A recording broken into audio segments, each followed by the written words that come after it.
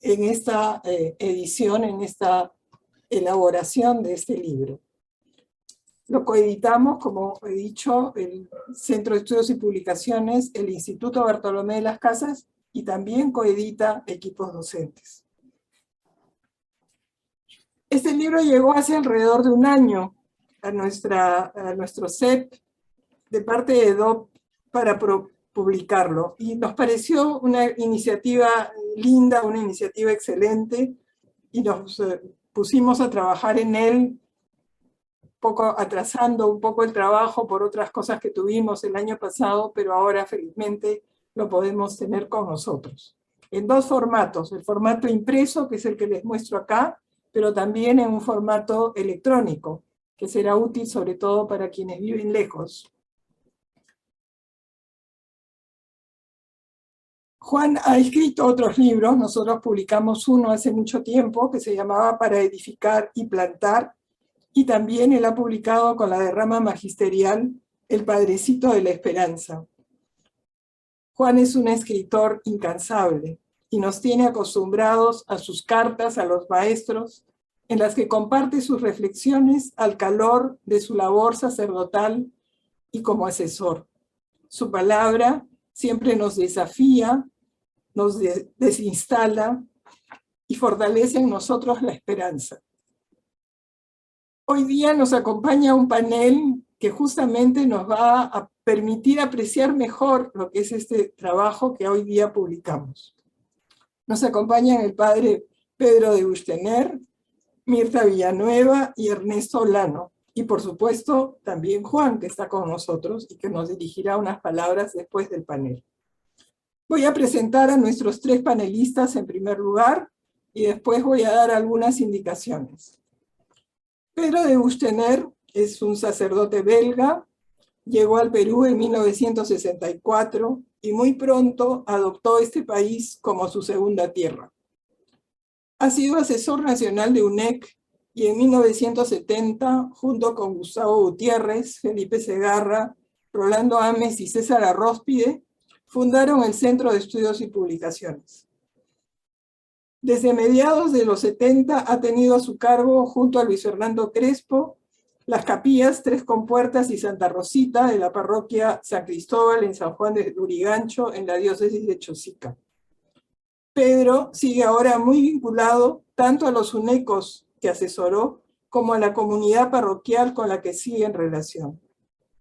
Su formación en lenguas lo hace un corrector excepcional en el trabajo de edición, y su cultura y erudición es una fuente inagotable de aprendizaje para quienes trabajamos con él. Pedro ya estaba aquí cuando llegó Juan, a quien acogió, y juntos han recorrido una ruta intensa, llena de desafíos para ellos y para todos. Alguito de eso nos contará Pedro en su intervención. Después de Pedro seguirá Mirta. Mirta Villanueva es educadora y consejera. Se formó en el Pedagógico de Monterrico, complementando estudios en la UNIFE y en la Pontificia Universidad Católica. Se ha especializado en el acompañamiento a través de la maestría en consejería en la Universidad Antonio Ruiz de Montoya. Ahora es maestra jubilada de la escuela pública. Trabajó en varias provincias del país y fue directora del Colegio José Antonio Encinas. En los últimos 21 años ejerció la docencia universitaria en la Ruiz de Montoya y condujo la jefatura de la oficina de tutoría de esa universidad. Actualmente es asesora nacional del Movimiento Laical Internacional Equipos Docentes y coordina la Comisión de Educadores de la iniciativa pastoral Resucita Perú Ahora. El panel cerrará con la intervención de José Ernesto Olano Vargas. Él es también miembro de los equipos docentes, donde tuvo el servicio de coordinador nacional y de educación. Además, forma parte de la Comisión de Formación Política del movimiento. Es asociado del Foro Educativo y del Instituto de Pedagogía Popular. Es licenciado en Educación y maestro en Política Educativa. Ha sido jefe de la Oficina de Cooperación Internacional y de la Dirección de Formación Inicial Docente del Ministerio de Educación. Asimismo, ha enseñado en pregrado y en posgrado en varias universidades públicas y privadas. Actualmente desarrolla un trabajo profesional en forma independiente.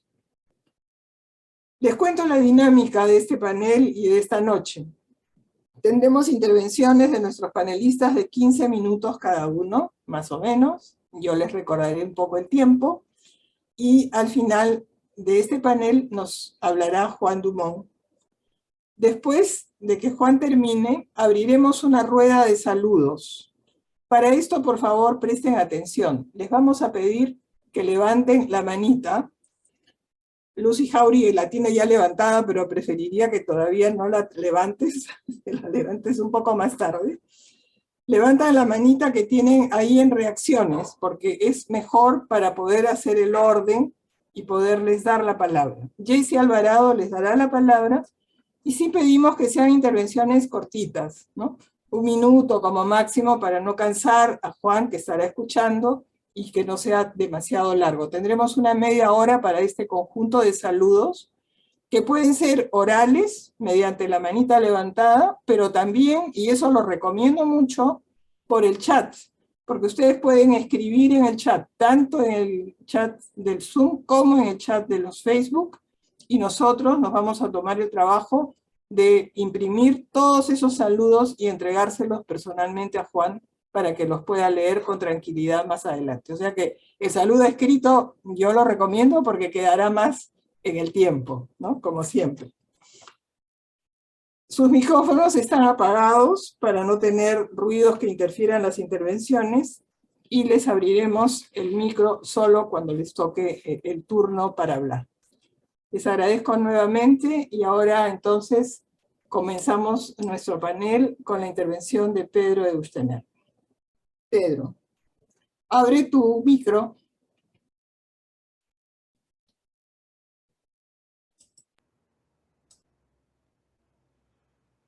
Buenas noches. Juan Dumont vino de Francia y sigue apegado a su país. Nos recuerda constantemente todo lo que debe a Francia. Y Juan Dumont viene del mundo rural de Francia, de una región no muy rica, con la que ha mantenido toda su vida vínculos muy profundos. Y a la vez viene del mundo urbano, porque ha vivido 20 años en París, fue vicario, más tarde como sacerdote en un barrio popular de París, y hasta ahora siente emociones cuando ve vistas, fotos de París o evocaciones de París. Estudió para ser maestro en la escuela oficial y durante varios años enseñó en el mundo rural, el mundo profundo rural, con humildad y cariño para este mundo. Conoció el movimiento de los equipos docentes en Francia, que habían sido fundados ya años anteriores por Michel Duclercq. Michel Duclercq fue una gran personalidad como educador, un hombre de gran formación pedagógica, teológica también, un pensador, sacerdote. Lo recibimos aquí en Lima en 1966. Vino a tomar contactos en varios países de América Latina con los movimientos, con sacerdotes. Con la UNEC estuvo en contacto con grupos normalistas que tenían ya la participación en el movimiento, y tenía la idea de una extensión del movimiento de equipos docentes que había fundado en América Latina como en otras partes. Juan Dumont, entonces, después de unos años de maestro, hizo los estudios para ser sacerdote en París, en la diócesis de París, y a los 30 años se ordenó en 1955. Tuvo una buena formación teológica, era un momento muy interesante en varios países de Europa. Yo mismo he vivido eso también en mi país. Un momento de renovación en muchos aspectos, aspecto bíblico, aspecto litúrgico, vivencia teológica, vivencia espiritual, sentido misionero, los muchos aspectos sociales, el mundo obrero. Había como un caldo de cultivo que en realidad fue preparando el Concilio Vaticano II. Y Juan Dumont seguirá toda su vida, como lo dijo Carmen ya, como lector empedernido, seguirá formándose, seguirá con interés teológico, social, político, literario, hasta ahora. Hasta ahora es un gran lector. Trabajó entonces como sacerdote y muy pronto fue asesor de equipos docentes y comenzó a especializarse en el contacto con los maestros en Francia. El movimiento se fue extendiendo a otros países de Europa, después de África, de América Latina. Pudo hacer varias visitas a diversos países de América Latina, y después se le fue proponiendo poco a poco el venir a Perú. ¿Por qué América Latina? Porque hubo un llamado en los años 50, 60 de los obispos de América Latina a los países donde en la época había muchos sacerdotes, en Europa y en América del Norte. Y aquí había mucha vida cristiana, mucha tradición cristiana y pocos sacerdotes. El Papa Pío XII, en 57, y luego lo retomó Juan XXIII poco después, insistió eh, ante los obispos de los países del norte, ¿no?, de Europa y de Estados Unidos, insistió en que hubiera un intercambio entre iglesias marcado por el envío de sacerdotes y más tarde de laicos también a esos países, sacerdotes diocesanos, lo cual suponía evidentemente un esfuerzo cultural, un esfuerzo religioso, un esfuerzo de adaptación. Y en cuanto a América Latina, había muchos lazos, vínculos históricos, por supuesto, con Europa. Se podía traer aquí algunas riquezas que habíamos recibido en ese movimiento, de ese caldo de cultivo preparatorio al concilio, y se podía también encontrar aquí, y fue el caso para muchos de nosotros, encontrar aquí cantidad de riquezas vividas en una vivencia del pueblo cristiano, con muchas tradiciones religiosas, un poco de todo tipo. Hemos aprendido, tanto Juan como yo y como otros muchos, hemos aprendido, hemos recibido muchos testimonios de amistad, de reflexión, ejemplos de voluntad, de formación, ejemplos de entrega que nos han sostenido, que nos han inspirado durante nuestro trabajo aquí en estas tierras. Juan llegó entonces al Perú en 75, acogido por el cardenal Landázuri, con mucha buena voluntad, y vino realmente como sacerdote para los equipos docentes que ya habían comenzado modestamente aquí.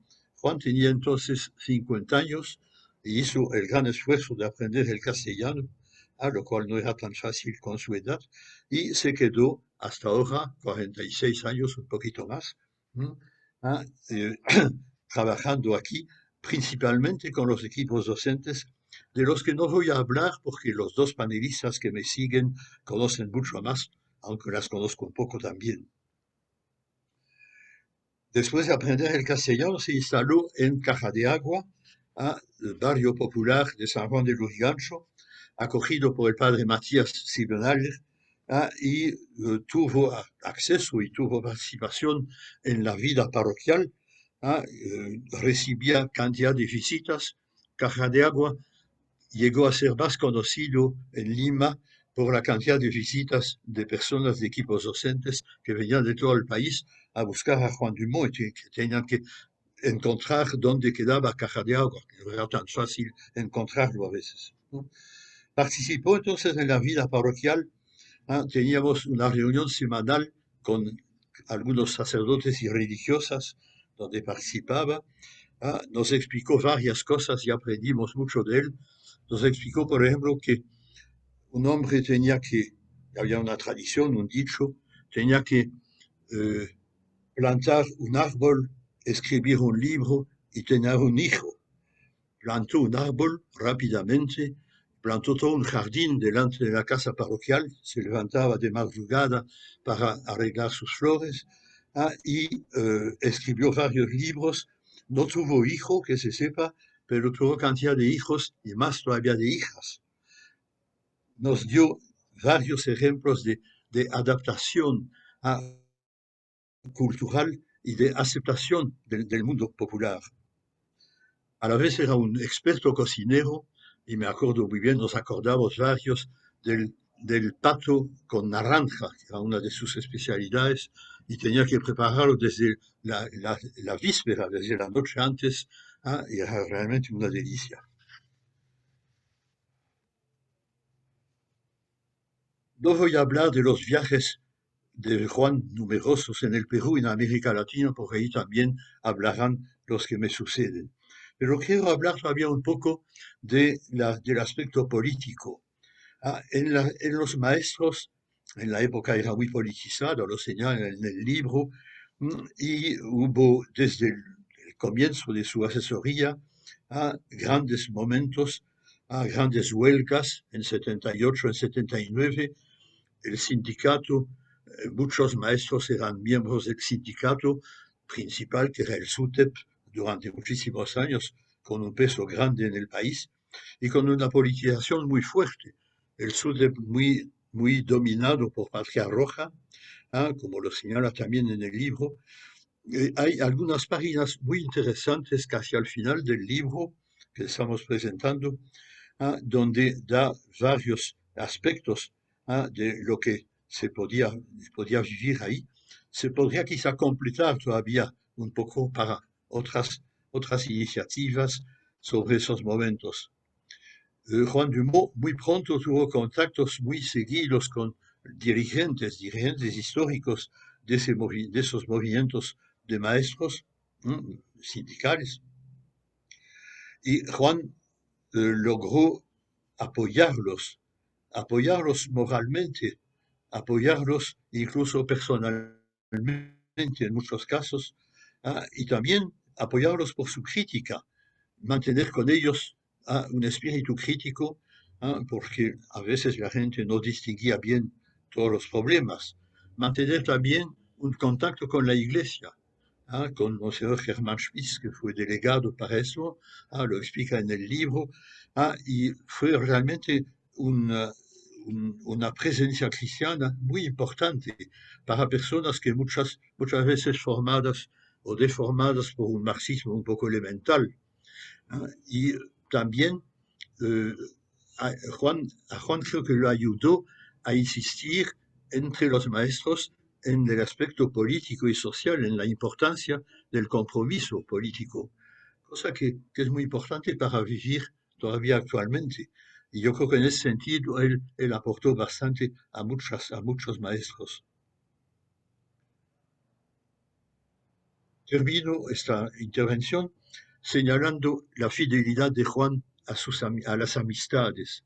Él ha recibido amistad de cantidad de personas, algunas 111 están aquí esta noche, pero hay muchas más en todas partes, en el Perú, en América Latina. Ha recibido mucho y ha aportado mucho. Siempre su insistencia en la necesidad de formación intelectual, de formación pedagógica, de formación moral y religiosa, de formación cristiana. El uso que hace de la Biblia es realmente muy interesante, muy importante y ha aportado mucho, creo, a los maestros. Y como él está acostumbrado a leer mucho toda su vida y también es capaz de escribir y de escribir bastante, ha tenido múltiples maneras de organizar esta formación, este contacto, y sigue formándose, y le deseamos que siga formándose y aportándonos a todos. Gracias, Pedro. Muchas gracias por tus palabras y también por el respeto del tiempo. Mirta, ahora te escuchamos a ti. Gracias, Carmen. Buenas noches Buenísimas, pues estamos aquí para un acontecimiento feliz, que es el poder quedarnos con un poco de la riqueza de la vida fructífera de Juanito a través de sus recuerdos. No todos, pero sí una parte importante para nosotros y nosotras. Quiero empezar citando un término o expresión tomado de José María Arguedas, anotado por el CEP en la página de presentación del libro, en donde se refieren a Juan como un francés entropado con el Perú, con América Latina. Y creo que así lo sentimos a Juanito. Él es parte de nuestra tropa, un entropado. Él es de nuestra mancha, como se diría en otra jerga. La mancha de los maestros y las maestras, la de los presos, la de la comunidad de personas con discapacidad en su barrio, la de la comunidad de Charles de Foucault, y así seguiríamos con la lista de quienes hemos tenido la suerte de ser parte de su vida. Entropado Juanito, por más francés que seas, eres nuestro, eres de nuestra tropa. Quiero utilizar mis minutos para contarles 3 cosas. En primer lugar, cómo se gestó este librito. En segundo lugar, daré una explicación a modo de disculpas. Y en la tercera diré con sencillez lo que yo valoro de sus páginas. Empiezo entonces con cómo se gestó. ¿Cuál fue su propósito? Como señalo en el prólogo, yo tenía el anhelo de recoger tantas y tantas historias que le escuchábamos a Juan. En los últimos años nos habíamos propuesto grabar sus homilías y también capturar las hojitas que él prepara, aunque luego se vaya por otros lados. Allí, nuestra Tere Morales era la cómplice principal. Llegó la pandemia, con ella el confinamiento, el dolor, experiencias duras que hemos vivido, pero también nos dio la oportunidad, pues el encierro obligado me dio el tiempo que requería. Fue así que le propuse a Juan hacer la historia de los equipos en el Perú. Le propuse también un índice. Aunque no se podía entrar a la casa de reposo en la que él vive, él me dejaba en la portería unas hojas escritas a mano.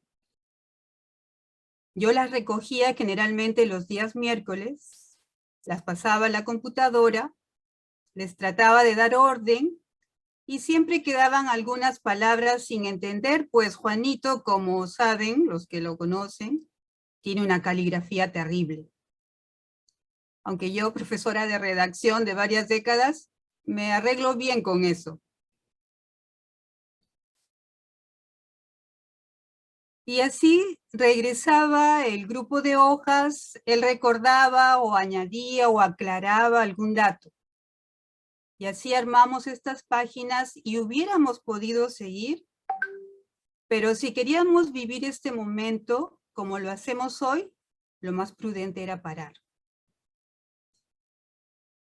Les dije que en un segundo lugar quería usar este tiempo para dar unas excusas. Los equipos docentes tenemos una historia de 57 años en América Latina, desde el 65. Esta historia fue recogida por nuestra increíble Teresa Gamba, equipista de Brasil, y fue publicada el 2017 en 3 tomos, que suman más de 1000 páginas. Ella tenía 80 cajas con documentos de los equipos, cartas, boletines, revistas, convocatorias, etcétera, etcétera, acumuladas en más de 4 décadas. Nos hizo una compilación riquísima y extensa cuya elaboración le tomó 6 años. Allí podemos leer nuestro recorrido, ver fotos, recordar el contexto de América Latina en esas décadas, pasando por dictaduras, retomando la democracia con la fuerte presencia del neoliberalismo. También vemos allí los ecos de Vaticano II, la gestación de la teología de la liberación, de la educación liberadora de Paulo Freire, el surgimiento de los equipos en América Latina, los encuentros, los acuerdos. Lo llamamos nuestro libro Edal y es un tesoro. Pero yo anhelaba un libro que recogiera la historia del nacimiento y desarrollo de los equipos en el Perú. Y eso es lo que le propuse a Juanito y él aceptó con entusiasmo. Y por eso quiero aprovechar para pedir disculpas a los compañeros equipistas de otros países que tal vez se van a sentir decepcionados por no encontrarse en este libro que hoy presentamos. Y es que no era la idea. Pero Juan, como explico en el prólogo, no siguió el índice que le sugerí. Mi idea era una línea de tiempo que mostrara la historia de los equipos peruanos, tal vez empezando en 1968, año en que comenzaron los equipos hace 54 años en nuestro país. En cambio, él fue enlazando recuerdos o quiso retroceder. Eso le trajo a la memoria tal o cual amigo, y por ello, muchos países, sacerdotes y asesores de México, Argentina, Chile, Dominicana, El Salvador, Cuba, Honduras, Colombia, Ecuador, son citados. E inclusive yo le escribí a tal o cual equipista de otros países para confirmar algunos datos o nombres que estaban dudosos. Y es así que ustedes van a encontrar esa ruta de Juan por diversos países, pero que no es exhaustiva y no aborda todos los países que conformamos los equipos docentes de América Latina. Aquí queda seguramente una deuda, un desafío que tendrá que asumir cada país. Me ofrezco a hacer de puente con Juanito para hacer esas memorias, si el Señor nos sigue regalando este increíble tiempo extra con él. Y ahora retomo el relato de gestación de este libro. Debido a la libertad de Juan, el índice propuesto, como les decía, lo cambiamos una y otra vez. O lo que hice finalmente es tomar las hojas que Juan escribía, transcribirla por acápites y reordenarlos de acuerdo a una secuencia con el sentido de lo testimonial, pero que se va desarrollando a través del tiempo. El CEP vio por conveniente organizar los acápites en 16 pequeños capítulos. Yo, que soy un poco esquemática, lo vi muy bien porque logra una secuencia sin cortar el devenir de los recuerdos. Y entonces entro a la tercera parte, el inmenso valor que encuentro en estas páginas. Para mí, dar espacio a sus recuerdos es capturar en gran parte el truco o magia de las formas que usa Juan. El relato, la vivencia, el testimonio, que son tan gratas para nosotros, y con las que hace su labor de sacerdote con olor a oveja, su tarea de padrecito de la esperanza. Así es también en sus homilías, en las exposiciones o textos que le pedimos de tal o cual tema. Están llenas de ejemplos, de anécdotas, de personajes, de versos. Y en el fondo de ello descubrimos al místico, a esa persona con una riquísima vida espiritual, a un ávido lector, como nos ha dicho el padre Pedro, pero a un conocedor de la realidad y de las personas. Porque en términos de relación, de vínculo, esto se traduce en cercanía, en humanismo, en calidez. Y ese es el sentir común de los que lo rodeamos. Juan es alguien que se acerca con interés genuino a tu vida y te ama. Sí, nosotros y nosotras nos sentimos amados por Juanito. Por ello, en las páginas del librito encontramos nuestras vidas, la de amigos y amigas queridos, y vemos también etapas duras, dolorosas, y otras de gran riqueza en la que nosotros estamos, porque es también nuestra historia. O toca temas que nos quedan como tareas, la organización magisterial, los jóvenes y las jóvenes maestros, los maestros de zona rural, tal o cual región en la que no logró desarrollarse el movimiento, el futuro mismo del movimiento. Y al ver transcurrir esa historia en la voz de Juan,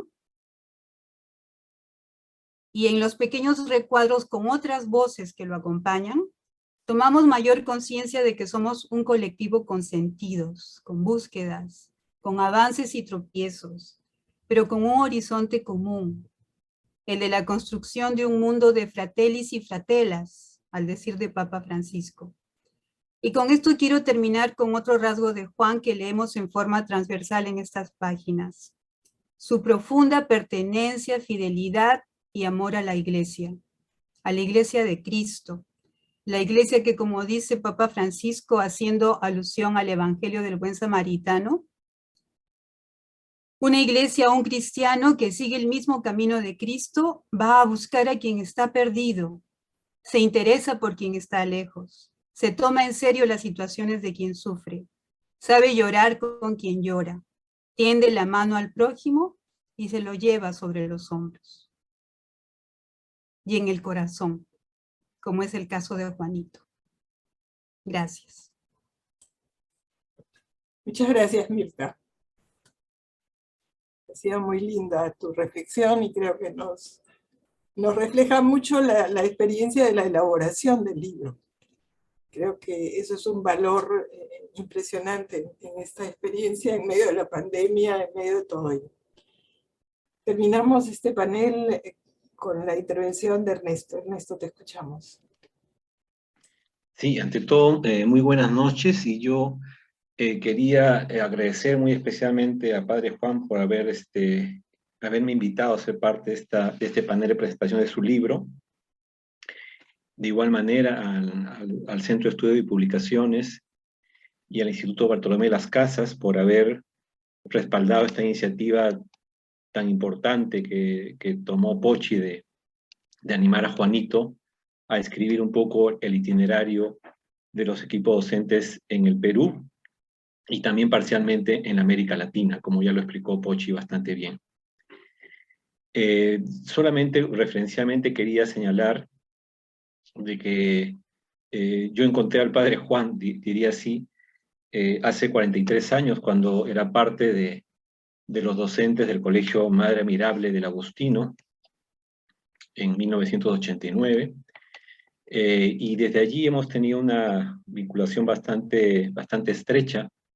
Él me ha acompañado mucho en mi vida familiar, vida de pareja, ha hecho la ceremonia de mi matrimonio religioso y también ha sido quien ha bautizado a mis 4 hijos, ¿no? Entonces la cercanía que tengo con él es bastante estrecha, y para mí es un alto honor poder esta noche comentar este libro.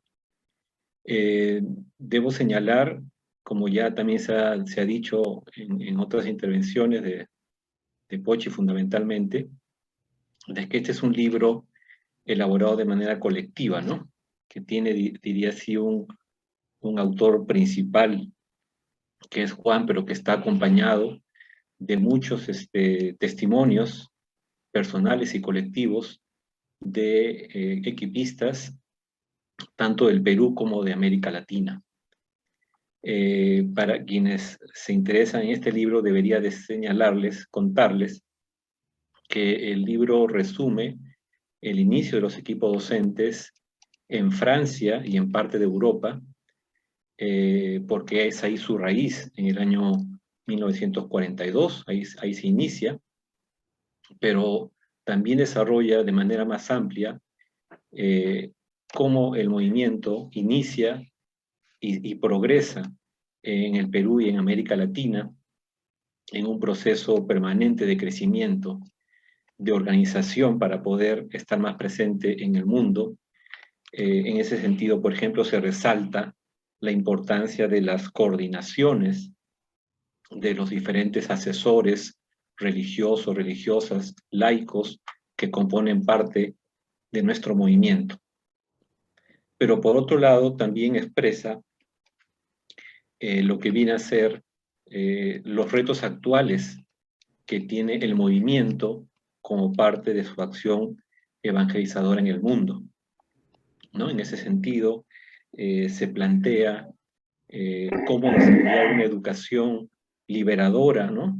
que tenga como centro a las personas, pero también como centro a la construcción de una sociedad nueva, ¿no? Cualitativamente superior a la que tenemos actualmente. Así también podríamos hablar en estas últimas décadas y años de tener una atención específica, especial, con los docentes contratados como parte de un magisterio más amplio.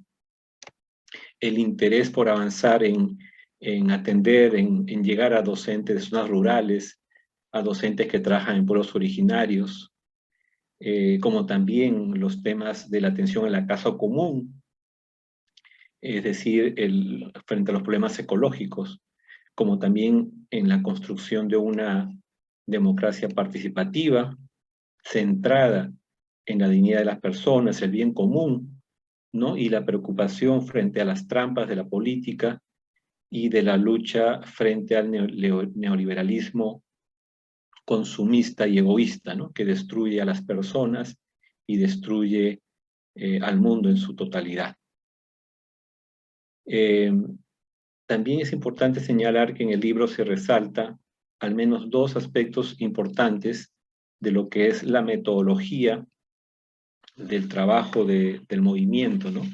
Donde resalta la revisión de hechos de vida como un método que permite articular la vida, ¿no? La práctica cotidiana de cada uno de nosotros con la fe, y también la fe que se expresa en una práctica concreta y cotidiana de atención a los diferentes problemas de la realidad de las personas.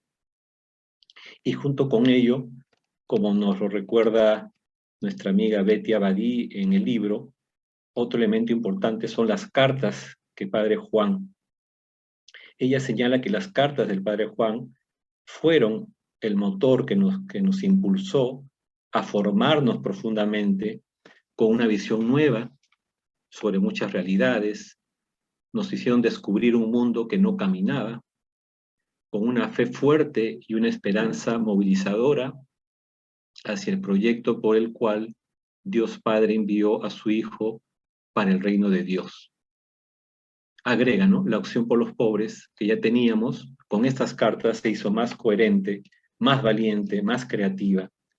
Nuestro amor y servicio por ellos nos viene del amor de Jesús por los humildes, excluidos, marginados, los descartables, en términos del Papa Francisco. En ellos encontramos los rostros sufrientes de Cristo, según nos lo dice el documento de Puebla, que se ha leído y reflexionado en las comunidades. Entonces, toda esta parte tiene que ver con los contenidos, la estructura, de los elementos centrales del libro que Juan ha elaborado conjuntamente con varios miembros del movimiento. Pero dentro de ello, creo yo que es importante descubrir, ¿no? A la persona, ¿no? A Juan Dumont, que radica en nuestro país desde el 28 de octubre de 1975, como él lo relata en el libro. Tiene en el Perú 47 años, casi la mitad de su vida, y eso implica, pues, como lo han señalado, es uno de los nuestros, ¿no? Como decía Pochi, un entropado, ¿no? Esa permanencia expresa, pues, su enraizamiento en suelo peruano y latinoamericano, volviéndose uno de los nuestros, alegrándose con nuestras alegrías, ¿no? Sufriendo con nuestros sufrimientos, siendo realista, anunciando el Evangelio en medio de la realidad, pero a la vez con un carácter utópico, ¿no? Siempre proyectando lo nuevo y la esperanza como posibilidad. Como ya se ha señalado también, él muestra una fuerte vida espiritual que se expresa en un estilo de vida particular, centrado en una acción profética, denunciante de los males personales, del magisterio, de la sociedad, pero también anunciante de la buena nueva, de la fraternidad, la solidaridad y la opción preferencial por los pobres, los preferidos de nuestro Señor. Pero habría que agregar que descubrimos en Juanito una persona con mucha sensibilidad, preocupado por las personas, ¿no? No como masa, no como grupo, sino por cada persona, con un alto sentido del humor que demuestra evidentemente una gran inteligencia también, y con una ironía cuestionadora, ¿no? Que abre los corazones y las mentes de manera sutil, pero a la vez con delicadeza. Agregaría que encontramos en Juan también un hombre libre, ¿no?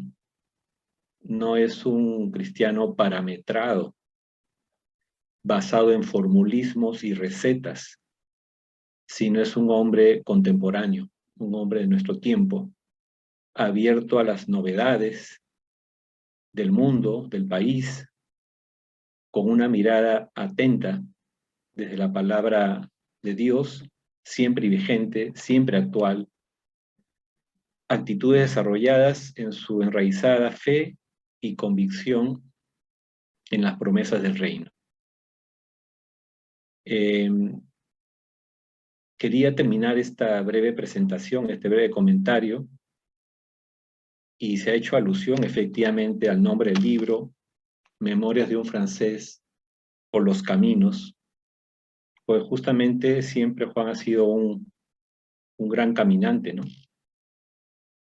Y creo de manera particular, que él, con su vida, nos ha llamado, pero sigue llamando a los demás maestros y también a través de nosotros, los que somos parte del movimiento, a sumarse a esta corriente que implica un compromiso con la sociedad, en la familia, en el sindicato, en la vida social, en la vida política, a favor de la democracia.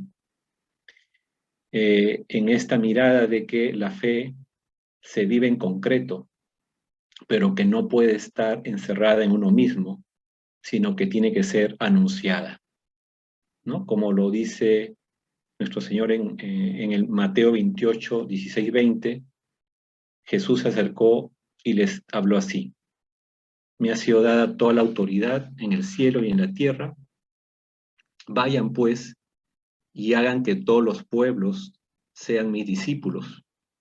Bautícenlos en el nombre del Padre y del Hijo y del Espíritu Santo y enséñenles a cumplir todo lo que yo les he recomendado a ustedes. Yo estoy con ustedes todos los días hasta el fin de la historia. Entonces, si bien este libro expresa las memorias, la historia vivida, pienso que también es una invitación a seguir escribiendo la historia y a ser parte de esta historia de la salvación en medio de este mundo complejo que nos toca vivir. Y pienso que Juan es un testimonio vivo del seguimiento a Jesús y de ese llamado a ser parte de los testimonios del reino de Dios. Muy buenas noches. Muchas gracias, gracias, realmente. Ha sido un panel que nos refleja también las trayectorias de ustedes, el camino que han hecho como equipos docentes. Y ahora te escuchamos, Juanito. Todos estamos pendientes de tu palabra. Muchas gracias para ustedes. Han olvidado de decir que no tengo paciencia. Una vez a Cara de Agua, alguien había puesto una foto, un dibujo de un franciscano, boca abierta, Señor, escribiendo, Señor, dame paciencia. Y en gordo, la quiero ahora mismo. Yo no soy de buen carácter siempre. No he podido acostumbrarme a la hora latinoamericana. O sea, no puedo. Hay cosas como esto. Lo que quiero decir, voy a empezar para algo un poco raro. Ha llegado en mi casa, la casa donde estoy, un laico de cierta edad, muy enfermo. Se llama quizás se llama Carlos Urracia. Fue un hombre que ha participado a la elaboración de la ley de educación del gobierno militar. Y ese hombre, hablo con él, está muy sordo, y yo la mitad de eso, pero logramos hablar. Un día le he dicho, explícame, ¿por qué ha fracasado la ley de 73? Que yo he leído en Francia, escrito sobre esta ley, me gustó mucho. Y él me dijo, ha fracasado por culpa de los militares, de Morales Bermúdez, que ha matado el proyecto de educación y muchas otras cosas en ese tiempo. Yo pensaba que era culpa de los maestros, culpa del SUTE, porque, etcétera, etcétera. Pero él me ha dicho eso, y me ha dicho unas otras cosas. Me dijo, la escuela pública ha fracasado. Me dijo, la escuela pública tenía que privilegiar la educación de los pobres y no ha sabido educar a los pobres. Ha fracasado. Me impactó mucho. Y después le he dicho, ¿qué hay que hacer? Me dijo, cerrar las escuelas. Yo no he aceptado.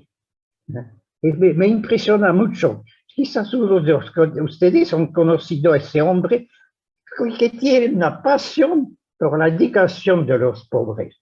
Y quería decir eso al inicio. Yo quiero también, yo hace tiempo no he venido en América Latina como eso. Michel Duclerc me pedía de ir rápido, pero mi mamá había desaparecido y tenía que hacer vivir a mi papá. No lo hubiera dejado, él hubiera muerto de tristeza y yo de angustia. Mi papá se fue después, en 73, me se preparé, y en 75 llegaré aquí. En París, durante ese tiempo, vivían alrededor de París en municipios comunistas del tiempo de Stalin. Y durante ese tiempo, esos años de espera, he encontrado a mucha gente de América Latina, unos en estudios, otros votados por la dictadura, y gente que me ha orientado a América Latina. Yo pienso a El Salfún de Piura. Y a nivel teórico, a Hugo Echegaray. Hugo Echegaray, que estaba en Lovaina, que venía a París, íbamos al cine juntos, íbamos a los Alpes juntos, íbamos a visitar los impresionistas u otra. Y con él me ha cuestionado mucho sobre el porqué de mi venida, y después me murió en 79, estaba en Arequipa, regresé de inmediato a Lima, y sigue en mi corazón. Y en París me he preparado bien con maestros o estudiantes de todos los continentes en trabajo, en estudio o en votados de su país. Yo quiero decir otra cosa, hablar del equipo de América Latina. Yo he tenido suerte en dos cosas. He tenido una familia educadora, campesinos, pequeños comerciantes que vendían de todo, hasta las coronas mortuales, y no han hecho fortuna como eso, y unas tierras. Y tenía una abuela viuda, nunca he conocido al abuelo, parece, era un artista, músico. Mis sobrinos nietos dicen, ¿era hippie? No. Pero la abuela había ido a la escuela. Y hemos descubierto un cuadro muy bonito, dorado, bien bueno. Hemos descubierto que había ido a la escuela y había recibido un premio en 1865. 1860, la escuela pública era un poquito dirigida por la iglesia. Después, mi padre, después de su primaria, iba a su maestro, que estaba trabajando en la casa, en la tierra, y el maestro, con otros compañeros, les ha formado y les ha dado una formación, se podría decir, de secundaria, y ha tenido el brevete de instrucción primaria. Podría ser maestro y era educador. La familia admira mucho la escuela pública, la educación pública. Cuando la abuela fue para morir, dijo a mi madre, les hemos educado bien, hablando de nosotros. He tenido esta suerte de tener una familia educadora. He tenido la suerte también de tener profesores, maestros, educadores. Mi maestro de primaria, yo fui su alumno. Yo fui su discípulo, he hecho mis prácticas de normal cerca de él y fue mi amigo. Cuando le he dicho que pensaba entrar al seminario, me dijo, era ateo. ¿Tú me haces eso a mí? He dicho, es culpa de usted. Me ha formado de tal manera a la generosidad, a la búsqueda de la verdad, a la búsqueda de una sociedad justa, fraterna, que cuando he encontrado el Evangelio, eso ha hecho un todo. Después, él estaba un poco triste porque pensaba que iba a casarse, mais con su hija. Y nunca se casó, pero fue mi amiga hasta el final de su vida. Le debo mucho también, me digo que a través de la escuela pública he encontrado la fe. Hemos, ¿cómo decir? Cuando un alumno era un poco inteligente, el maestro venía y decía a los padres, podría seguir unos estudios. Había una especie de secundaria corta que en realidad era para los alumnos pobres. He ido en un curso complementario a Tucila, la patria de Pierre Larousse, el diccionario. Y tengo una beca que pagaba mi internado, que no me gustó tanto el internado. Y aquí he encontrado profesores que fueron unos pobres que habían logrado ser maestros y que fueron mis amigos. Y a la escuela normal, que entraba a la escuela normal, mi director de escuela, como decir, era de l'INABI, era abandonado, un hombre muy bueno, muy recto. Y a cada uno de esos, cuando he pensado a ser sacerdote, lo he dicho a mi director de escuela normal, bien antes. Y él me dijo, yo lo lamento, pero lo entiendo, porque veando a usted hubiera dado alrededor de usted una dimensión que no encuentro a otros. Eso no sé. El profesor de complementaria también, una vez que le he escrito un poco rápido para el nuevo año, me regresó mi carta diciendo, tú podrías escribir más, porque tú crees que yo no puedo entender las aspiraciones de un joven sacerdote. Era tipo de maestros socialistas utópicos de los de 1848. Pero usted, yo puedo entenderlo. mi maestro, mi director de escuela normal me ha dicho eso y me ha dicho, usted me promete de hacer más la escuela pública y de decir todo lo que ha hecho. Y lo ha hecho hasta su muerte. Y lo he visto también, y terminó a Lyon. Y a través de mis maestros he encontrado la fe. Una vez uno bien anticlerical había dado un poema de Le Comte de Lille sobre el tema del Coelet, vanidad de vanidad, todo es vanidad, la influencia griega en la Biblia, cada día, un día por matar, un día por amar, etcétera, etcétera. Y digo, eso está en la Biblia. Y dicho, no se puede, sí está.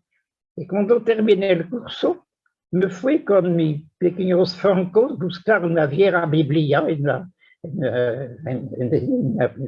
librería. He comprado mi primera Biblia.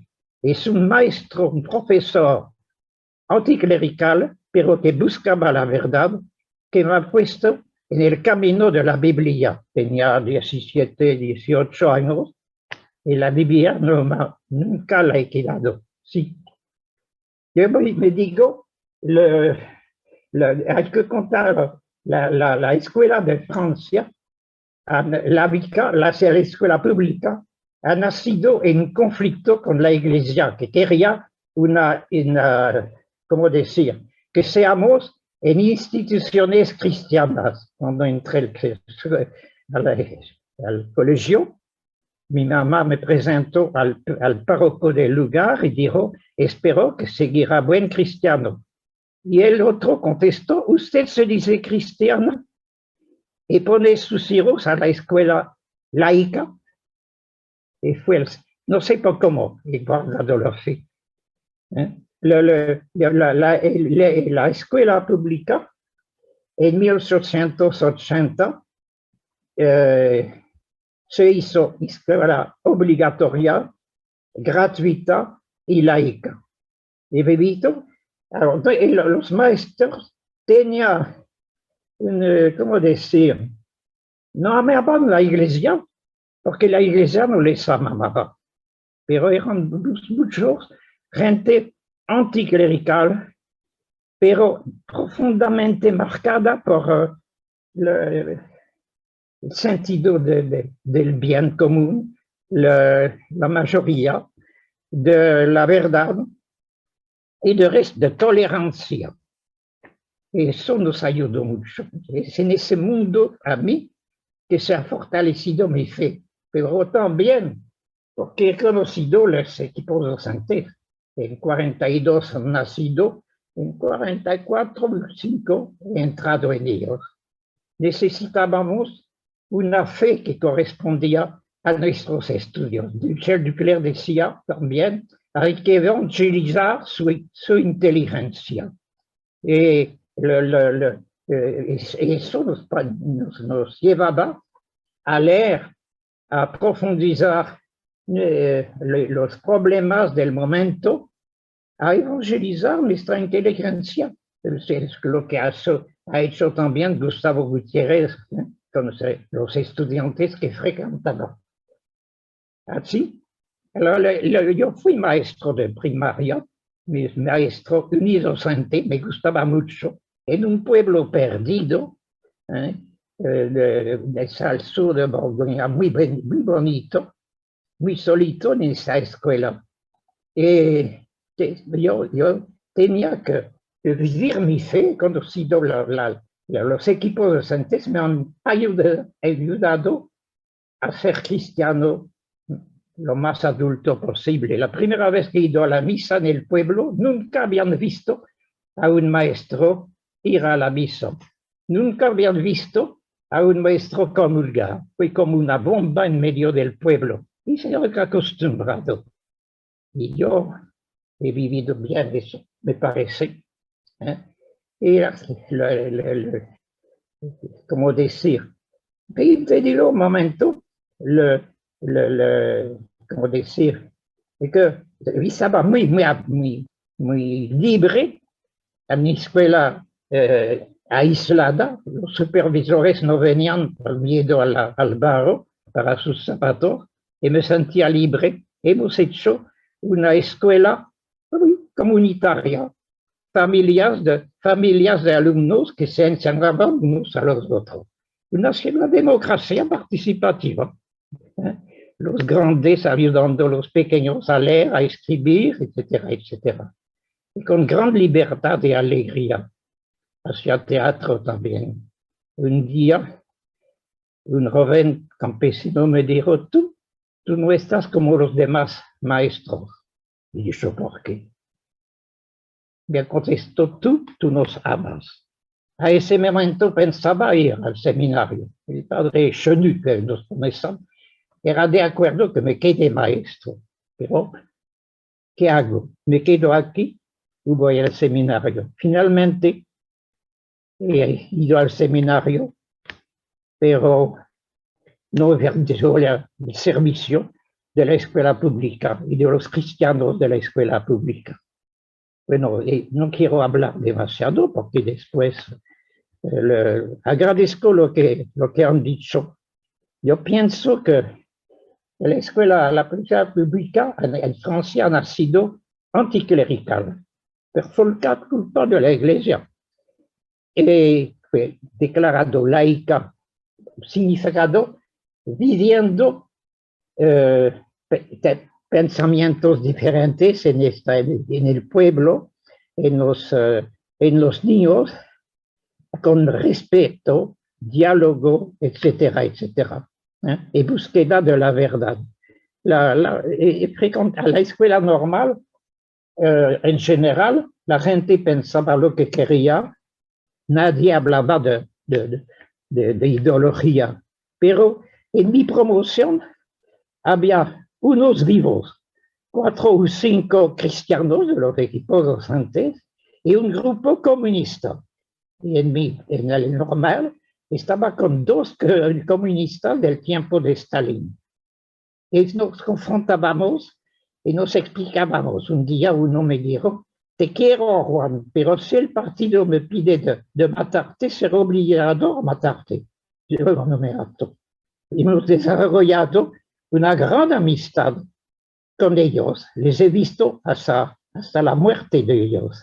Y reconocen que después de haber conocido a ese pequeño cristiano, se han vuelto tolerantes. Y quizá yo también he recibido mucho de ellos. Por el momento me paro sobre eso, disculpe.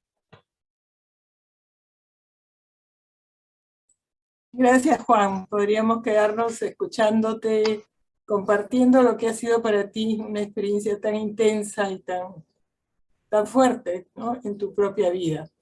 Vamos ahora entonces a abrir el diálogo con